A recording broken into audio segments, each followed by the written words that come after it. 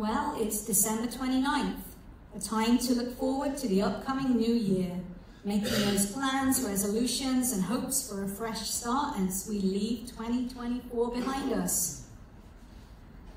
When we think of the phrase, looking forward, it can have so many different connotations. We're looking forward to a particular event, to an anniversary, holiday, vacation, to seeing someone. We're excited to experience these events or people that we're planning to meet. It brings about a sense of anticipation, excitement. This reminded me of a Christmas movie that I really love, Elf with Will Ferrell. Anyone else love Elf with Will Ferrell? Good. I'm not alone in that one. Even as he leaves the North Pole in search of his father, the enthusiasm that he experiences when getting to New York City for the first time and experiencing that joy and wonder that he has, well, it's contagious. And then later, he looked forward with excitement in what he believed was the real Santa's visit to Gimbel's department store, where he unexpectedly got a job. In his excitement and anticipation, he proclaimed, "Santa's coming here. Santa, I know him." With all the enthusiasm that we might find from a child who has expectations of a magical Christmas filled with different gifts. Now, why do I mention this? Because when it comes to looking forward, allowing ourselves to feel not only excitement about our upcoming journey, even if we have some nervous anticipation, but also fully living into the acceptance of it, jumping into the ocean, rather than simply dipping our toes in the water. When we can learn to look forward to the upcoming hour, day, or weeks or months ahead with the same passion that Buddy the Elf has about knowing he might get to see Santa. And also when we can say of our higher power or source of guidance or community of support with the same familiarity and excitement of, "I know him or her or it or them," that Buddy the Elf has, then we begin to live into being able to embrace that journey that is waiting for us. Now, related to this is a quote by the singer Jelly Roll, which reads, "The windshield is bigger than the rearview mirror for a reason." This statement resonates deeply with our journey through life, especially when we consider its connection to recovery and personal growth. As we travel the paths of our lives, we are often faced with challenges, setbacks, and moments that may test us. The rearview mirror symbolizes our past, the mistakes that we've made, the pain we've endured, and the burdens we carry. It serves a purpose. It reminds us of where we've been, but it should not dictate where we are going. Too often, we get too caught up in the past. We fall into the traps of shame or guilt rather than seeing it as the lens that can give us guidance to move into a healthier present and future. The quote from George Santayana reads, "Those who cannot remember the past are condemned to repeat it." And so we need to be able to look back with humility in order to remember our past or learn from our past, but not to stay trapped there. In contrast, the windshield represents our future, the direction in which we are going, with all the possibilities that it holds for us. For anyone who intends to work the steps upon leaving treatment, we engage in a process of inventory and reflection. Step 4 asks us to take a moral inventory of ourselves. The step is not about wallowing in self-pity or shame, but it's about understanding who we are and what we have experienced. When we can acknowledge our past without allowing it to define us, we begin to see the importance of the windshield.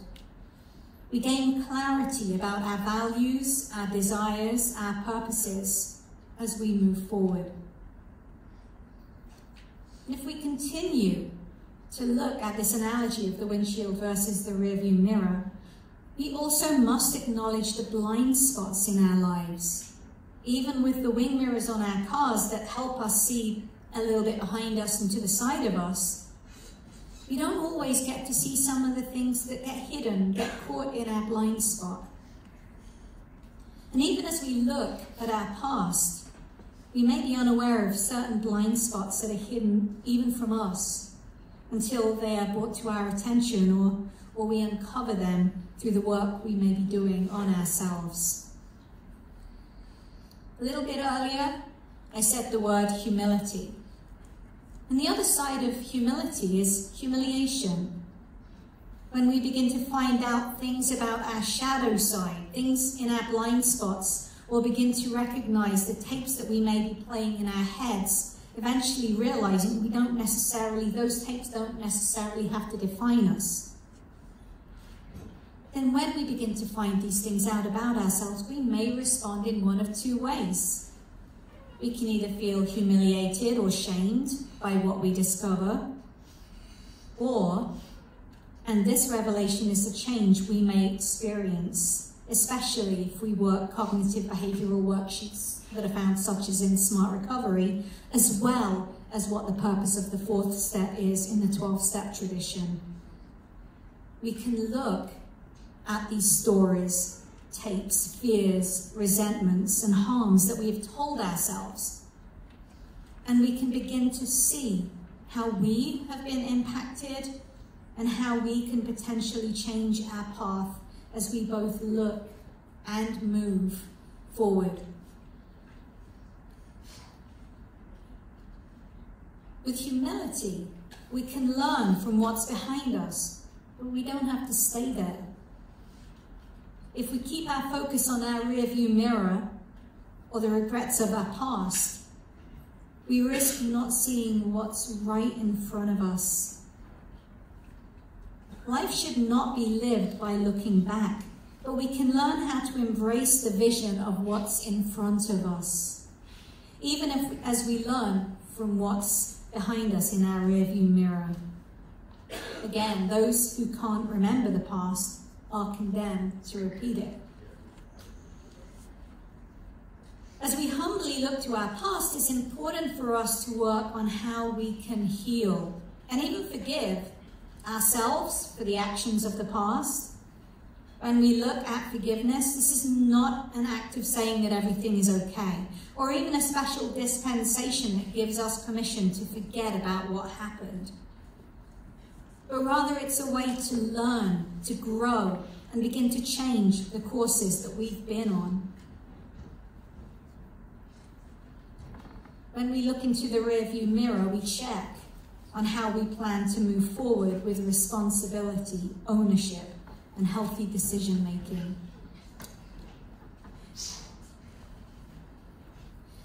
And as we recognize the hurt we may have caused to others, as well as the hurt that may have been done to us, with humility, we can begin to release the weight of the guilt and the shame and find the freedom to focus on the road that is ahead of us. The windshield becomes our canvas, and we can paint a future filled with hope, love, and new beginnings. Steps 6 and 7 of the 12 steps teaches us that our past is something that we do need to take accountability for, but our past does not need to define us. As another quote I found says, if we want to write a new chapter of our story, we must first end the old chapter. And as we think about learning from our past and moving forward into these new beginnings, it's important to know the role not only anticipation and excitement can have, but also the role of resiliency. When we have struggled with difficult times in our past, whether that was due to the hurt others caused us, that we caused ourselves, or the hurt our use or behavior disorder may have caused us or others, we must learn how to not slip into this pattern of giving up, but rather how to try again, learning from what we've experienced in our rearview mirror and navigating a new path so we can keep moving forward on our journeys, hopefully with different results. Now, one phrase I've used several times regarding the word failure is that failure is an acronym that stands for Found Another Important Lesson Upon Reviewing Experience. That what we've experienced in our rearview mirror is a lesson learned in time, as Green Day would say, and that we are now at this fork in the road, and the experience of our past can give us the ability to choose which direction that we're going to go in. So being resilient is not simply learning from our past, but it's about having the ability to risk trying again and doing things differently. So as we look at resiliency, I'm reminded of the song Eye of the Tiger by Survivor. Now this song reminds us of the struggle and the fight to rise up and try again. The eye of the tiger represents our focus and our drive to keep moving forward, despite the obstacles we may be experiencing. It reminds us of the importance of rising up to the challenge. It can be so easy to slip back and just give in. But instead of that, to see the path we are on through the windshield and to learn how to navigate the new roads that we may be on, to pay attention to our journey and learn from the rearview mirror without staying in the past. And this brings me back to this time of the year. Even as we're looking forward to the new year, we're still experiencing holiday observances for two cultures. One religious and one secular, but both with similar goals of remembering the past and looking to the future. In the Jewish faith, Hanukkah, the Festival of Light, symbolizes resilience and hope in the face of adversity. As we light the menorah tonight on what is the fifth night of Hanukkah, we are reminded of the miracles in our lives and the light that can shine even in the darkest of times. This season can encourage us to reflect on our blessings and to share our light with others. The secular holiday of Kwanzaa started on December 26 and lasts for 7 days. We are currently on day 4 of this tradition. Kwanzaa honors African heritage and culture, and its focus is on unity, self-determination, and collective responsibility. Kwanzaa invites people of African descent to celebrate their heritage and affirms commitment to building a better future together.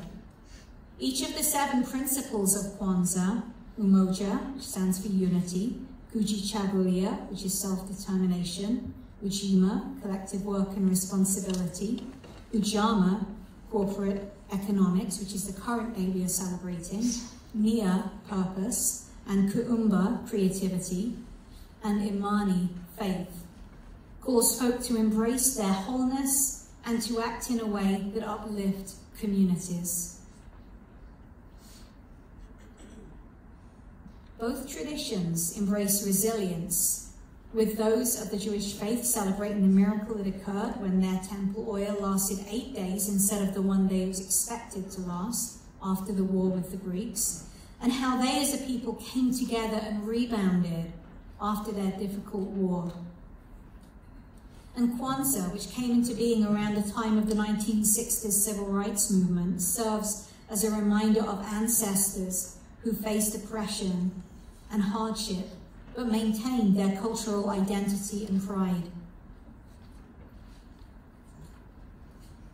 Both holidays teach not only resilience even, but celebration. The celebration of culture, history, and supporting the communities that they are a part of.